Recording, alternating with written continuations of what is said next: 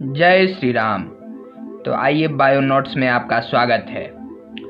यहाँ पर चैप्टर को नोट्स में मतलब कि एग्ज़ाम से ठीक पहले आप जैसे रिवाइज करते हैं वैसे समझाया जाता है, इसलिए यहाँ पर आपको फुल डिटेल में जाकर नहीं समझाया जाएगा, बल्कि एक पूरा ओवरव्यू दिया जाएगा जिससे कि आप एग्ज़ाम में फुल स्कोर कर पाने में अत्यधिक सामर्थ्यवान हो जाएं। तो शुरुआत करते हैं। 8.5.3.2 गोल्गी अपराटस, ऊपर वाला पहले बता दिया था।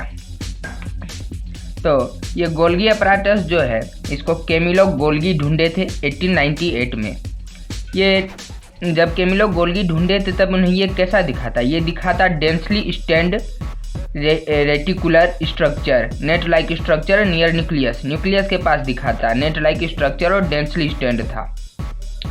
ये कैसा था? तो ये consist of flat disc shaped sacs, जिसको कि सिस्टर्ने भी कहते हैं, जो कि 0.5 to 1.0 माइक्रोमीटर इन डायमीटर होता है। Stacked parallel to each other था, मतलब कि ये दोनों पैरेलली एक दूसरे के अटैच था। अगर आप एनसीईआरटी बुक को देखेंगे तो उसमें आपको ये फिगर मिल जाएगा जैसा कि टॉपिक नंबर दिया हुआ है। तो ये गोल्गी अपराटस का आखिर काम क्या है, ये इंपॉर्टेंट टॉपिक है, आपको बता दूं एग्जामिनेशन पॉइंट ऑफ व्यू से। तो ये इसका काम है असलियत में मटेरियल को पैकिंग करना, मटेरियल को पैक करना गोल्गी अपराटस का मेन फंक्शन है। पैकेजेस मटेरियल, एंडोप्लाज्मिक रेटिकुलम कुछ मटेरियल देता है गोल्गी अपराटस को वेसिकल्स में कन्वर्ट करने के लिए। तो ये जो मटेरियल होता है ये कैसे गोल्गी अपराटस में आता है? तो ये फॉर्मिंग फेस, यहाँ जिसको सिस फेस भी कहते हैं, उससे इंटर करता है वो मटेरियल। और ये ट्रांस फेज से, जिसको मैच्योरिंग फेज भी कहते हैं, उससे बाहर आ जाता है वेसिकल के रूप में। इसीलिए ये गोल्गी अपराटस एंडोप्लाज्मिक रेटिकुलम के बिल्कुल पास में होता है, क्योंकि इसका फंक्शन आपस में जुड़ा हुआ है। और ये प्रोटीन को भी मॉडिफाई करता है। तो कौन? सिस्टर्ने प्रोटीन को भी मॉडिफाई करता है।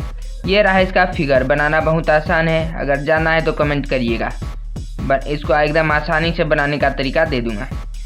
ये सबसे इम्पोर्टेंट पॉइंट जान लीजिए, ग्लाइकोप्रोटीन्स और ग्लाइकोलिपिड्स का ये सबसे मेन साइट है जहाँ पर ये दोनों प्रोटीन बनता है।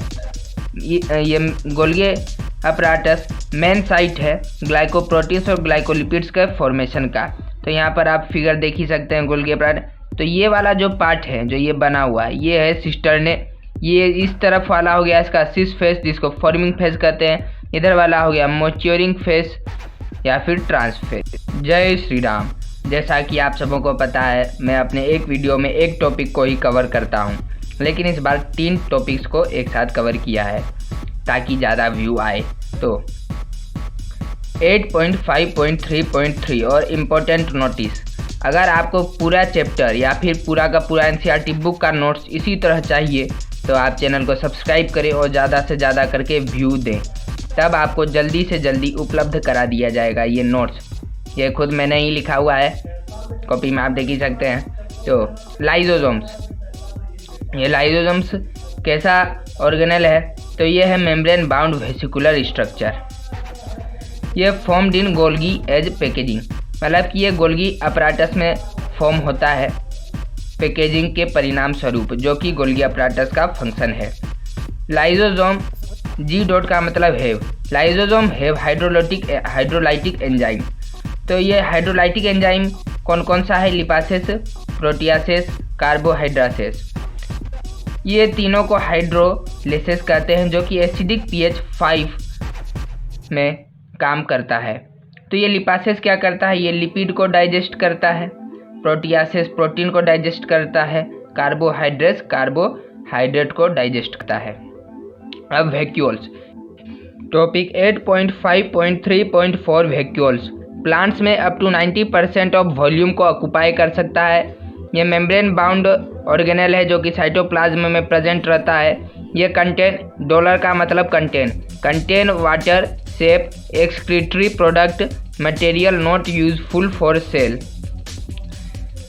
ये सिंगल मेम्ब्रेन बाउंड होता है जिसको कि टोनोप्लास्ट कहते हैं। ये जो सिंगल मेम्ब्रेन है वैक्यूल का, उसी को टोनोप्लास्ट कहते हैं। ये प्लांट्स में टोनोप्लास्ट क्या हेल्प करता है? ये transport of ions and materials against diffusion.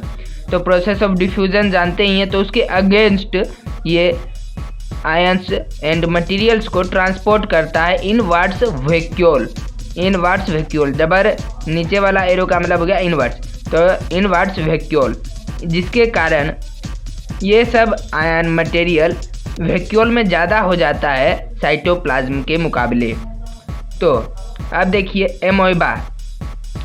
एमोइबा excretion के लिए एक्सटेंशन बनाता है जिसको कि कॉन्ट्रैक्टाइल वैक्यूल कहते हैं, और प्रोटिस्ट्स बनाता है फूड वैक्यूल, फूड को खाने के लिए। तो ये हो गया कंप्लीट।